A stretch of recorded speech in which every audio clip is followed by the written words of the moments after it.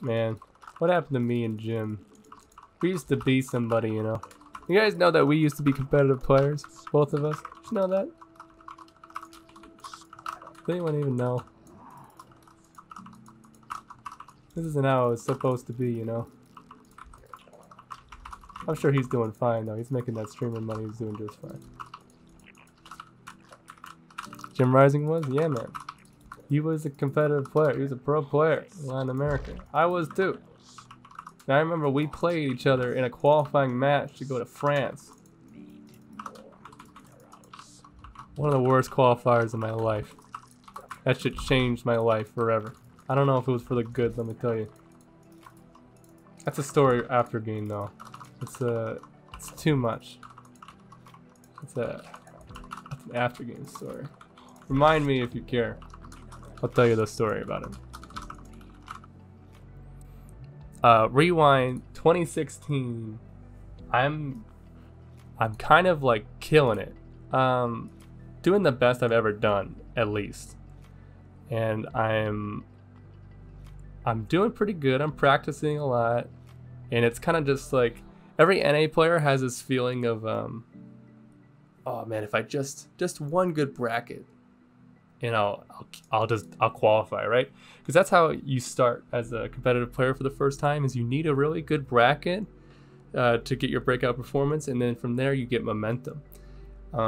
This also works in the same way with like patches. Like if you have like a patch that's really good for your style and you get momentum with that, you can, even if it gets patched and it's fixed or balanced or whatever, the momentum will keep you going forever.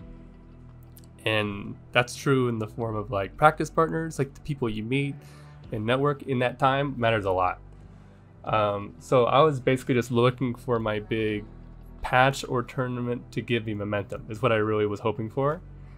And on 2016, April 22nd, there was this, let me see if I can, it was this qualifier. It was for WCS Tours. It's in France. And yeah, this was like some cool shit. This was spring, so this was very early on. This might have been the very first, I think this would have been the first qualifier of the year, so it was like super hype, and I had a really good bracket. I was even in the notables at this time, which is kind of interesting since it was kind of early on, but I had a really good bracket. I beat Kelzer, which I don't remember doing at all. I'm guessing that was a bye, but maybe I'm wrong. I beat Meno, don't know who that is. Syark, Japanese player, is the best Japanese player. So Syark, pretty good Japanese player, but like not like super amazing overall, just like good C player. Then I hit Warren, and I finally played Jim Rising, and it's way too late. They're like, we have to stop the stream. It's too late at night. We'll do this tomorrow. Like, we just can't cast this. It's been too long. Let's just do it tomorrow. And I'm like, dude, no. I want to play it right now, dude.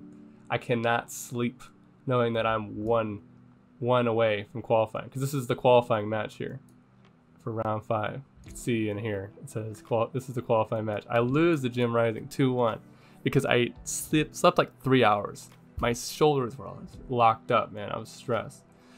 And this isn't necessarily anyone's fault. This is just me being inexperienced and me absolutely needing to just do it now, just for the sake of my condition, because I'm just not used to being in that kind of environment at all. And can it be Rogue? No, this is just a random dude named Rogue. Yeah, I needed to ride the momentum. I really needed to get it going right then and there, but I did not have it. Jim Rising, I think, was more experienced than I was at this point, especially at this point. He still probably is now, as far as tournaments, because Latin America has way more tournaments than NA. So he just had, he was not fazed by this at all. So I got absolutely fucking destroyed, dude. He did the craziest coin flips I've ever seen in my life, and it infuriating me to no end. And I even have part of some of the clips here. I 13-12 the first game. I really wanted to set some momentum going. Dust Towers was a really coin flipping map. It's an in-base map, but it was super coin flipping because it was either early pools up, or it was they would put 2 queens on the ramp and you had to guess, is it a Nidus build? Is it a Muta build? Is it a +1 Roach speed timing? But as you can see, like Jim Rising makes a completely blind spine. He just knew. And then I lose, I'm pretty sure. Pretty sure I just lose. Hey, I'm actually doing well. Who wins? Okay, Jim Rising wins the first game. So this map was Prion Terraces. I believe this was, yeah, this is when they had the gold for the natural. So this map was nuts, dude. This map was insane. I would go hat. Oh wait, no, okay. I was looking at Jim Rising thinking it was me, and I was thinking to myself, I went hatch pool gas? I never do that, but there you go. I had a really good build on this map, and I'm pretty sure I just nutted with some kind of timing. I can't remember. It must have been a Roach timing. Looks like the way it's shaping up. But I'll never forget. Yeah, okay, I just hit an anti-timing. But the last game was the kicker. It infuriating me to no end that Jim Rising does the greediest spire of my life that I've ever seen in my life, and I've never seen a greedier spire to this day, besides maybe from him again. This man cancels speed and then goes like a what's this gonna be, like a 230 layer? It's not even good. It's terrible, dude. It's like so early that it's bad. It's not even like a super quick Muta. It's just like inefficient and weird. But what infuriates me about this so much is I was like, I'm gonna Nidus. He's definitely doing some shit. And I didn't listen to myself because I was so scared. I was 1-1 the first tournament I'd ever qualify for. I was like, no, dude, I gotta play it safe. I'm a better player. I'm just gonna use my mechanics to pull through. And when I saw this Ling see what it sees, I was like, oh man, I should have fucking Nidus, dude.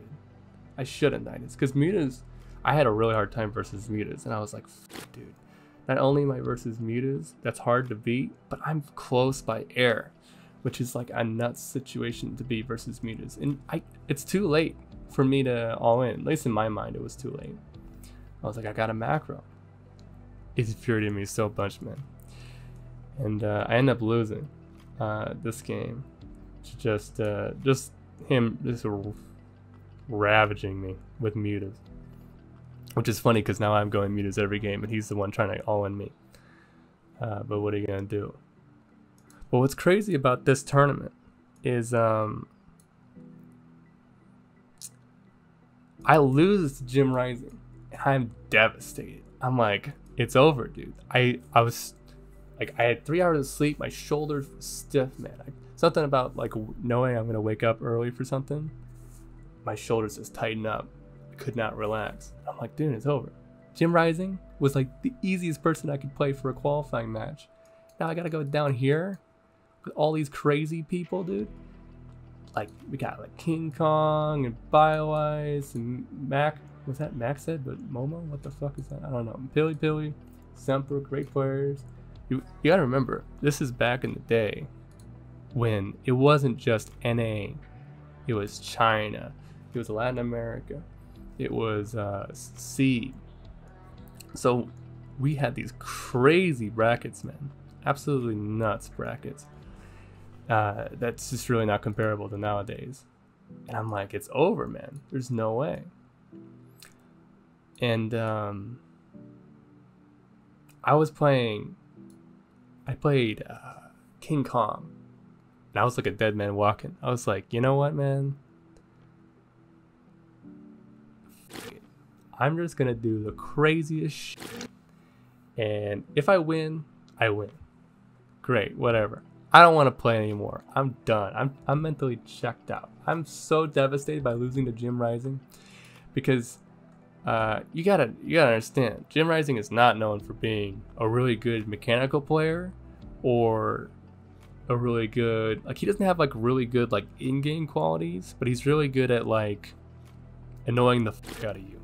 is basically what he's really good at. Dude just annoys the shit out of you, and that's how he wins games. He knows how to mix up builds, and he knows how to piss you off. So losing to literally that, I was like, it's over, man.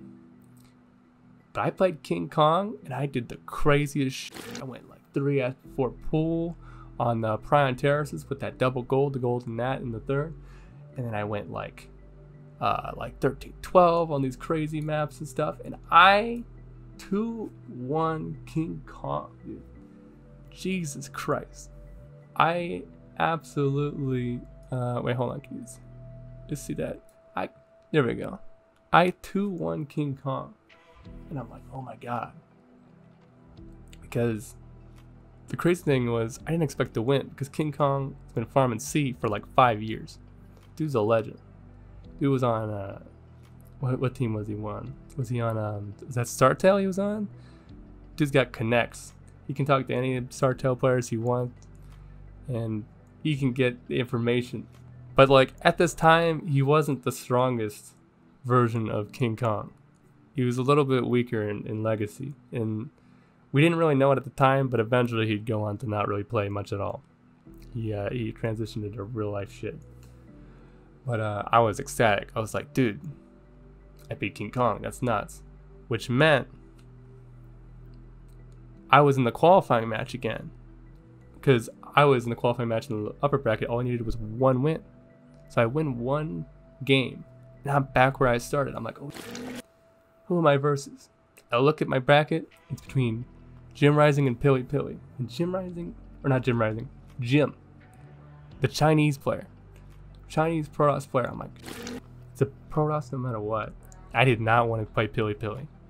I was like, I'm so bad versus Pilly Pilly. My record's terrible. So I'm like, please, Jim, just dude. I don't care what Chinese you do. I can do it better versus you than Pilly Pilly, because like you have like the preconceived notion playing Pilly. So I played Jim. I'm like, this is my shot, man. And I lose, dude. 2-1. I lose to Jim. And then that's the moment that I realize that I hate anybody with the name Jim. If your name's Jim, get the fuck out of my chat, okay? So I hate Jim. That name.